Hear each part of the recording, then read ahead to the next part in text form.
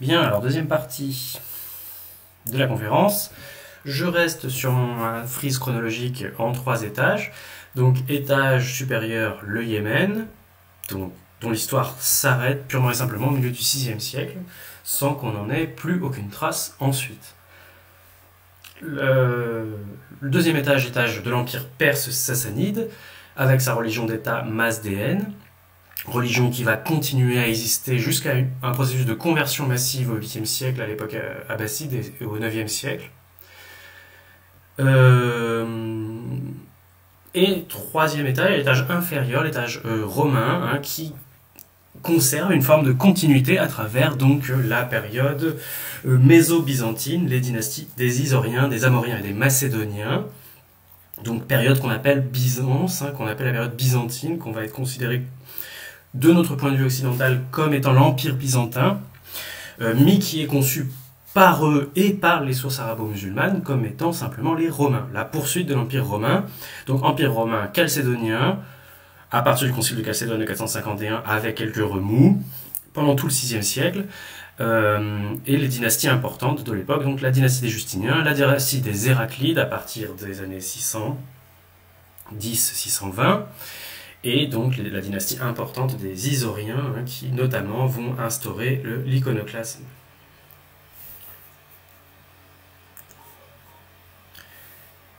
Ici, donc, nous avons une carte qui permet un peu de se représenter cette organisation. Et donc, dans les tons de bleu, on a donc l'Empire romain, les diocèses, qui sont les principales circonscriptions administratives de l'Empire, et les principaux diocèses qui existent toujours à la fin du VIe siècle, après les reconquêtes de Justinien au milieu du VIe siècle.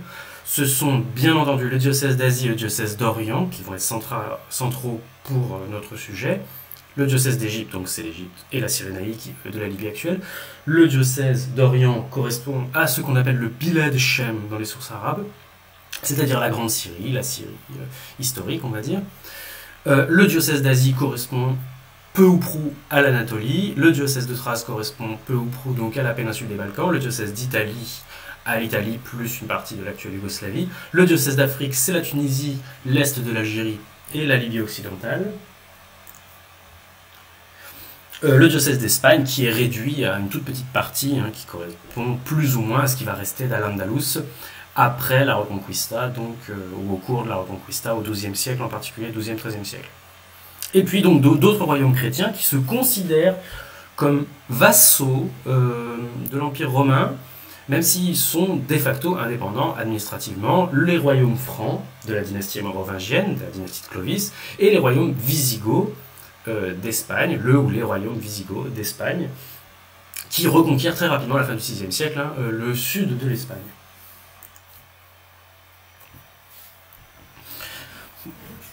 À l'extérieur donc de l'Empire romain en Afrique du Nord, on a un certain nombre de royaumes morts qui sont connus par les sources byzantines, les sources grecques d'Orient, de l'Empire romain d'Orient, qui sont connus partiellement pour ceux qui sont de la région, de la province d'Afrique, de la Tunisie, de la Libye occidentale, la Tripolitaine, mais beaucoup plus occasionnellement pour les autres régions.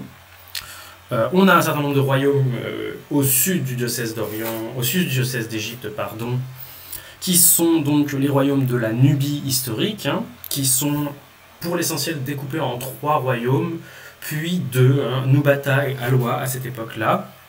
Et on a le royaume très important éthiopien d'Aksum.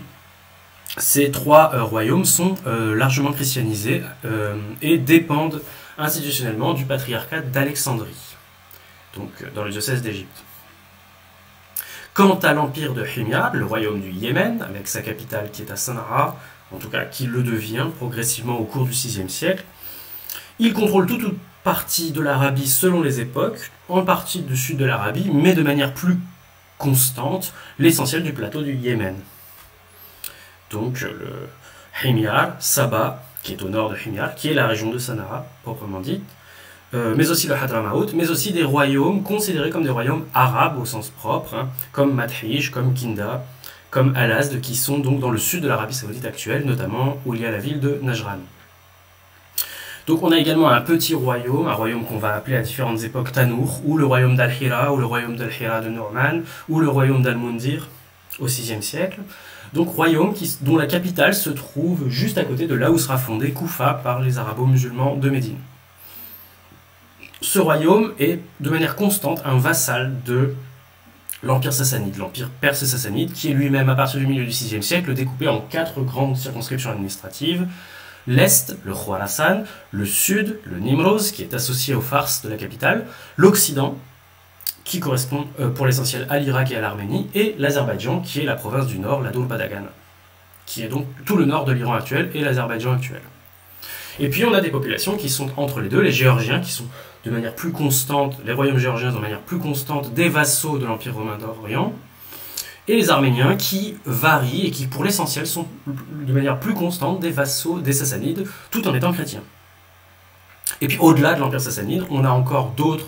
Au VIe siècle, on a un développement très important des cités-États de petits royaumes sogdiens, dont le royaume principal est celui de Samarcande, et donc de royaumes bactriens, notamment donc les Kushan, et on a un certain nombre d'autres royaumes donc, qui se développent en Inde, dans une zone qui est un couloir de migration, et où donc on a un certain nombre de populations qui sont descendues, notamment à cette époque-là, les Huns, puis les Turcs, et qui se mélangent donc, dans la zone du nord-ouest de l'Inde.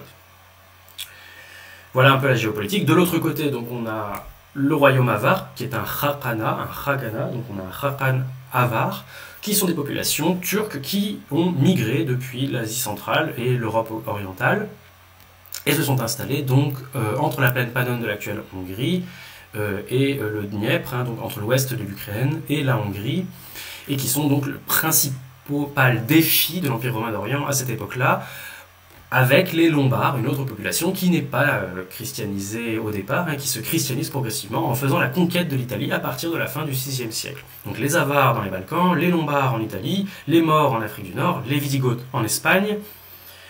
Donc les menaces d'invasion de populations non romaines, partiellement chrétiennes, voire pas du tout chrétiennes, sont nombreuses. Et on a la principale superpuissance à l'époque des steppes, qui domine très largement les steppes, à l'exception du royaume Avar, c'est l'empire des Gökturks. Empire des Gökturks, donc qui s'étend de la mer Noire jusqu'à la Mongolie, jusqu'à la Mandchourie, jusqu'au nord de la Chine actuelle.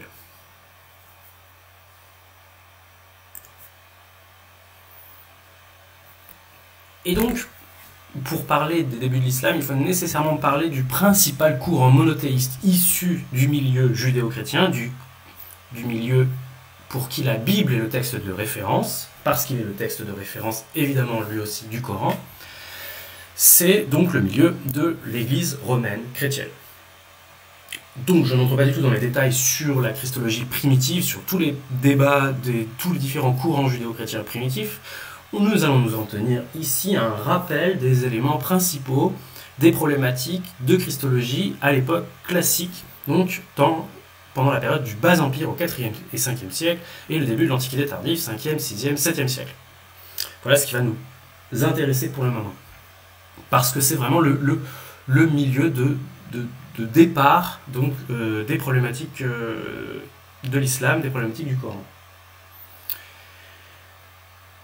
Donc, ce qui va se passer entre le concile de Nicée en 325 et donc le concile de Constantinople en 380 sous l'autorité réunie par Théodose dans la capitale impériale, c'est qu'on va fixer plus ou moins le dogme de la Sainte Trinité, le Père, le Fils et le Saint-Esprit. Les débats qui ont été posés pendant l'essentiel du IVe siècle nous concernent peu en Orient. Ce sont des débats qui concernent donc la nature. Donc, est-ce que le Fils est semblable au Père et quel est le rôle donc du Saint-Esprit, l'égalité, donc le rapport à l'intérieur de cette Trinité nous concerne peu. À partir de 380, l'Église de l'Empire romain, l'Église officielle de l'Empire romain, fondée par Théodose, considère donc l'égalité de la Trinité des trois personnes divines. À partir de là, on se pose plutôt donc on a un point d'accord, un point dogmatique de référence qui est que le Christ est une seule personne de nature divine. Il y a une seule personne dans le Christ et elle est de nature divine. Donc il y a le Fils de Dieu qui est une des personnes divines Et ce Fils de Dieu est à l'intérieur d'une personne qui s'appelle Christ et qui est une personne humaine, mais de nature divine. Ce qui va poser énormément de problèmes, et donc là vous avez plein de conflits qui ont été traités par ailleurs, que vous trouverez sur des vidéos YouTube où c'est beaucoup plus détaillé. Simplement, moi je vais me concentrer donc sur la principale dialectique qui va se poser à cette époque. C'est le courant qui va amener en 431 au Concile d'Éphèse, et qui va donc décréter qu'il n'existe qu'une seule hypostase, qu'une seule personne au Christ, pour le dire plus simplement. Et qui s'oppose en cela donc au courant qu'ils vont qualifier de nestorien. Un courant qui s'est développé notamment autour d'Antioche, donc en Syrie, et ce courant donc qui va être plus ou moins adopté dans l'église d'Orient, dans l'église de l'Irak et de l'Iran, dans l'église de l'Empire sassanide.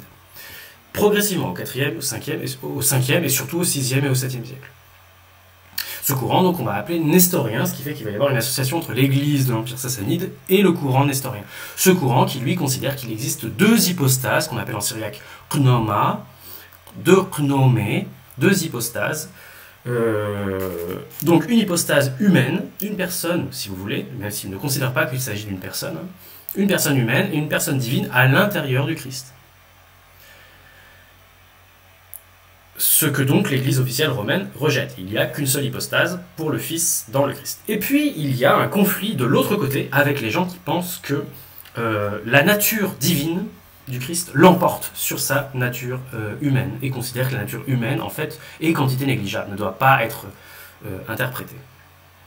Et il y a un concile de Chalcédoine donc, qui renverse complètement le balancier des problématiques et on revient complètement de l'autre côté pour insister cette fois-ci sur le fait qu'il y a bien une nature humaines dans le Christ, qu'elles sont distinctes, qu'il y a deux natures distinctes, qu'il n'y a pas qu'une seule nature à dominante divine, ce qui va conduire à une rupture avec tous les intellectuels et tous les courants qui en sont issus, qui considèrent au contraire qu'il y a soit une seule nature, soit une nature divine dominante dans le Christ.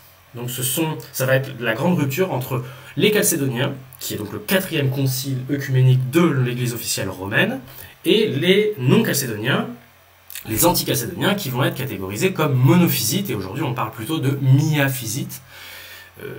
C'est la variation étant une unique nature ou une nature. Donc ici on a un des plus beaux vestiges et des plus impressionnants vestiges, le palais impérial de Khosrow Ier, qui règne donc au milieu du 6e siècle de notre ère. Il en reste donc l'énorme Iwan, en grande partie préservé, et une partie donc de l'impressionnante façade, la partie de gauche de l'impressionnante façade, la partie de droite s'étant effondrée. Donc, ce qui vous donne une idée de à quoi ressemblait la capitale impériale de l'Empire sassanide, de l'empire rival des Romains. Ici, donc, je vous donne un petit peu aussi une idée donc, de l'environnement culturel syriaque dans lequel nous sommes. Et là, on voit donc des représentations de la fin du 6e siècle, donc le monde dans lequel a grandi le prophète Muhammad, où on voit par exemple le roi David Malka, et de l'autre côté, Shlomo, Salomon, que vous voyez sur un trône, en train de trôner, donc David le roi et Salomon, notamment sur cette page enluminée d'un évangile syriaque de la fin du 6e siècle. Alors je vous ai dit que l'Empire romain était officiellement chalcédonien, et c'est effectivement la christologie qui est toujours professée par les orthodoxes gréco-byzantins et par aussi les catholiques de culture latine, notamment les Français et toutes les autres populations de l'Église catholique romaine d'Europe occidentale. En réalité, la situation est beaucoup plus complexe que ça, et à l'intérieur de l'Empire romain, les courants partisans de Chalcédoine et sceptiques à l'égard de Chalcédoine, voire opposants à Chalcédoine, s'affrontent, et certains empereurs sont monophysites, et d'autres empereurs sont chalcédoniens, et en fait, au milieu du 6e siècle, l'empereur Justinien va tenter une position intermédiaire, et donc vous voyez, en raison donc de son épouse, l'impératrice Théodora, qui est plutôt de tendance miaphysite, monophysite. De l'autre côté, donc dans l'Empire sassanide, dans l'Empire perse sassanide, l'Église officielle tranche et s'oppose à la fois aux Chalcédoniens et aux anti-chalcédoniens, en se déclarant nestorienne avec deux natures et deux personnes.